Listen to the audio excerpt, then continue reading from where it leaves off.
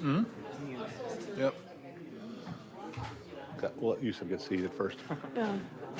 Okay.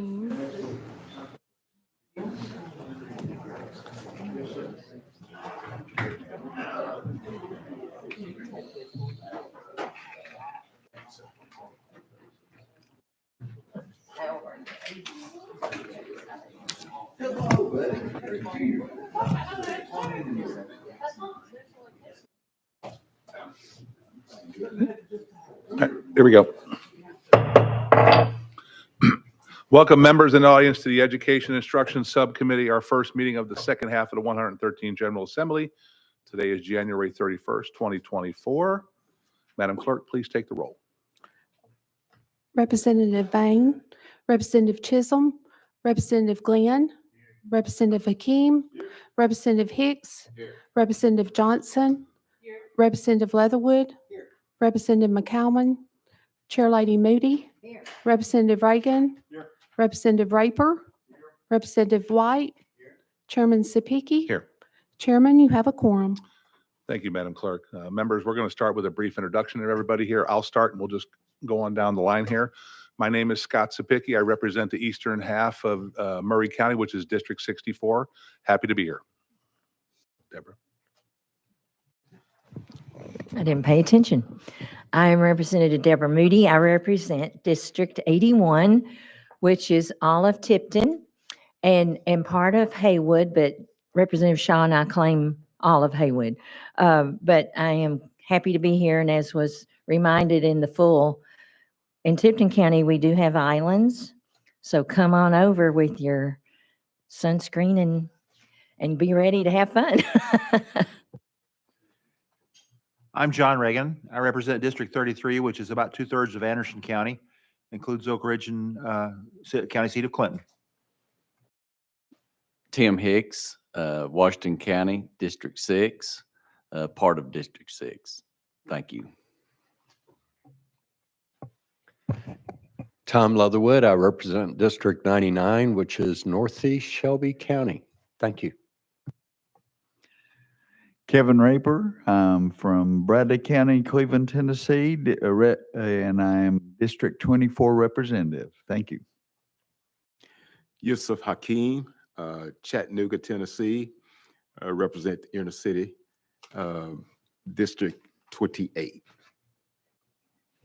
And I'm Mark White, District 83, which is parts of Memphis and Germantown, Tennessee.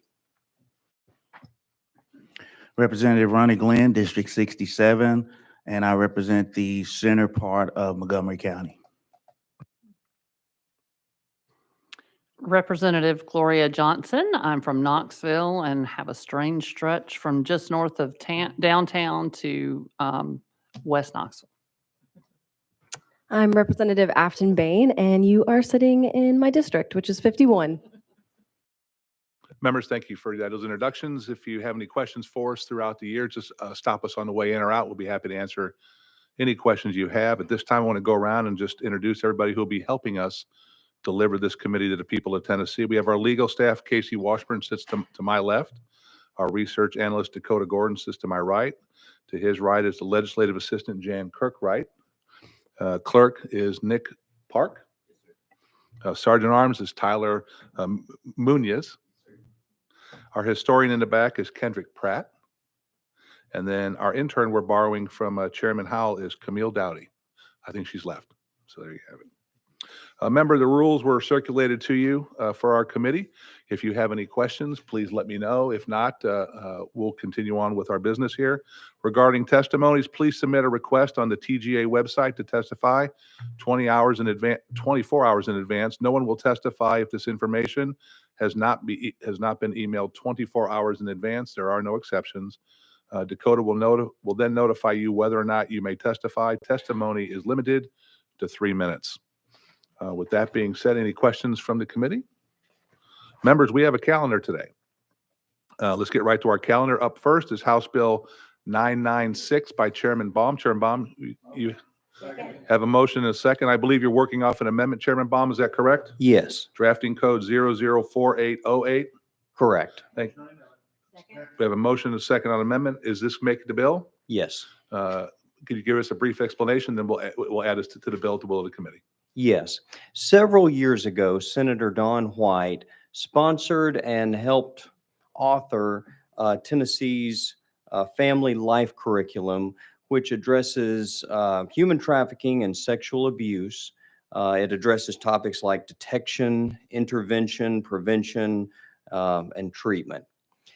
Since that time, there have been some Tennesseans who are concerned that this part of the code would be used to teach very young children about, I guess, sexual activity and things outside of this, what we intended with this family life curriculum. And so Senator White and I have heard these concerns, and Senator White, along with me, has agreed to revise this portion of the code to simply state that students in grades K through 5 would not be taught about sexual activity as a result of this family life curriculum. I don't think that was ever the intention of the state of Tennessee, and in some ways it might seem like it would, that would not be inferred, but this just clarifies it and perhaps puts some concerns at ease. Members, that's the explanation on the amendment. I'd like to add this to the bill so we can continue our discussion without objection. All those in favor of adding this amendment for discussion to the bill, say aye. Aye. Opposed, no. Okay, we have the bill in the proper form. You go ahead. Do you have any more to add to that? And that's essentially the explanation of the bill. Again, the bill says that students in grades K through 5 will not be taught about sexual activity as a result of the directives provided in the family life curriculum, which again are instead directed at sexual abuse and human trafficking. Thank you. Members, any questions? Representative Johnson, you're recognized. Thank you, Mr. Chairman. Don't we already have, we're already, when it comes to sex education, we're already abstinence-only state, so it's already not allowed to talk about sexual activity, which has never happened in K through 5 and won't happen. But I thought it was already in our code that we don't teach about sexual activity.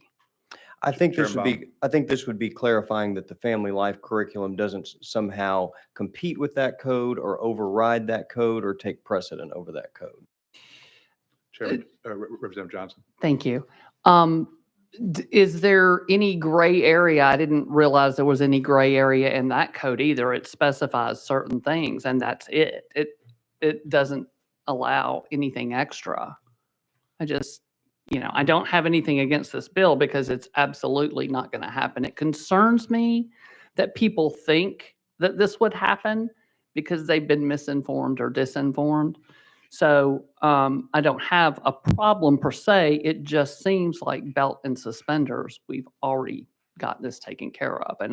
And it seems to almost promote the misinformation that someone in K through 5 is going to teach this. And I think that's a problem. But I don't have a problem with certainly the idea behind this because we're not, I taught K-5 briefly.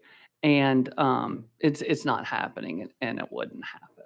So I'm just concerned about the whole belt and suspenders and promoting the idea that perhaps this would even be considered. Chairman Baum, response. I think this bill just clarifies that our intentions are good. Okay. Let the record show that Representative Chisholm has joined the committee. Next up is Representative Glenn. Thank you, Mr. Chairman, and thank you, sponsor. Could you just give me one example of something of what the family life curriculum, what would be taught in that? What's an example of something that would be taught in that family life curriculum? Chairman Baum. Signs of sexual abuse. If a child is being sexually abused, they may not recognize that what's happening to them is in fact inappropriate and unusual. If they've grown up in a household where sexual abuse has occurred, then they might not recognize it as being inappropriate. The family life curriculum would recognize or would teach different things like that that would be inappropriate, signs of human trafficking, ways to avoid being a victim of human trafficking. Representative Glenn? Thank you, Mr. Chairman. Have you ever actually saw someone teach this class, teach this particular block of instruction in a classroom? I have not, no. Okay, thank you. Thank you. Any other questions? Representative Johnson, you want to follow up? Yeah, I was going to say a lot of times that in with young kids, we refer to it as stranger danger, and a lot of times it's under that, just to kind of be clear of telling kids, that, and sometimes people who look safe are not always safe. So teaching them how to be cautioned, but it's kind of captioned under stranger danger sometimes.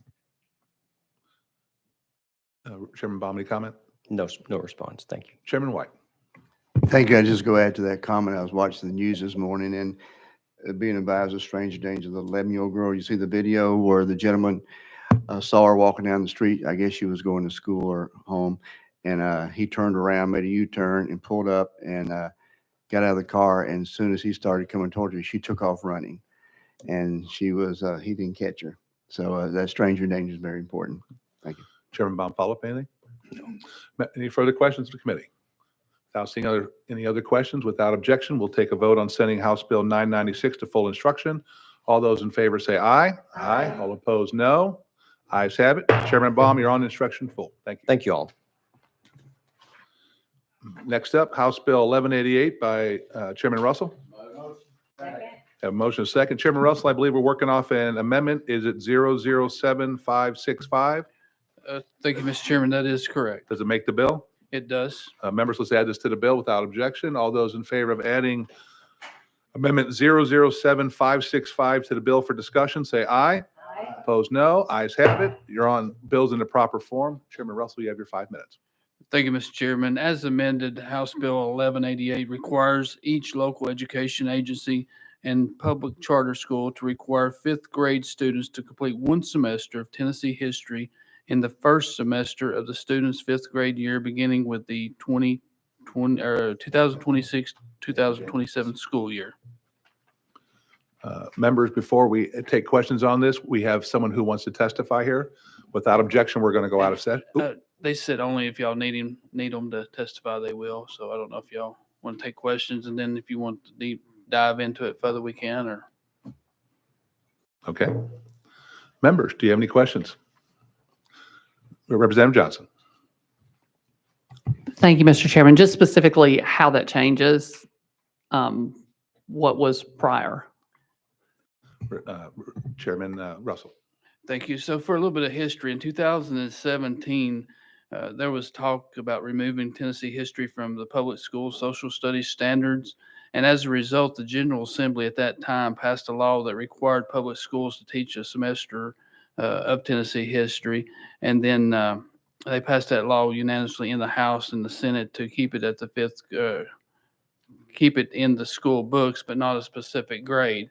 And then here recently, last year, they wanted to move it to the third grade. And then thankfully, the Tennessee Social Studies and Standards Review Committee met last year and recommended Tennessee history remain at the fifth grade. But we wanted to pass this and put it in statute that it should be in the fifth grade. Thank you. Representative Glenn. Thank you, Mr. Chairman. So this is already being taught in the fifth grade. You're just making sure that it doesn't move from the fifth grade. Is that correct? Chairman Russell. That's correct. Once last year they wanted to move it to the third, we thought it'd be beneficial to put it in statute so it don't happen again. And Chairman Russell, I'm assuming over your right shoulder here, there's no objection from the State Board of Education at this time. Thank you very much. Chairman White. Just want to say thank you. When I heard about this last year, we do not need to move that to third grade. The third grade teachers have enough on them with reading proficiency. So this is a good move to keep it in fifth grade. Chairman Russell. And I appreciate that support. Thank you. Members, we discussed this last year and we had sent a letter to the State Board of Education with our wishes. Basically what this bill is just codifying that our wishes are now going to become state law. Any other questions for our presenter? Without seeing none as amended, let's vote on sending House Bill 1188 to the full instruction committee. All those in favor say aye. Aye. All opposed, no. Ayes have it. Chairman, you're on the full instruction for next week. We'll see you there, sir. Thank you. Members, any other business for the committee? Motion to adjourn. All those in favor say aye. We're adjourned.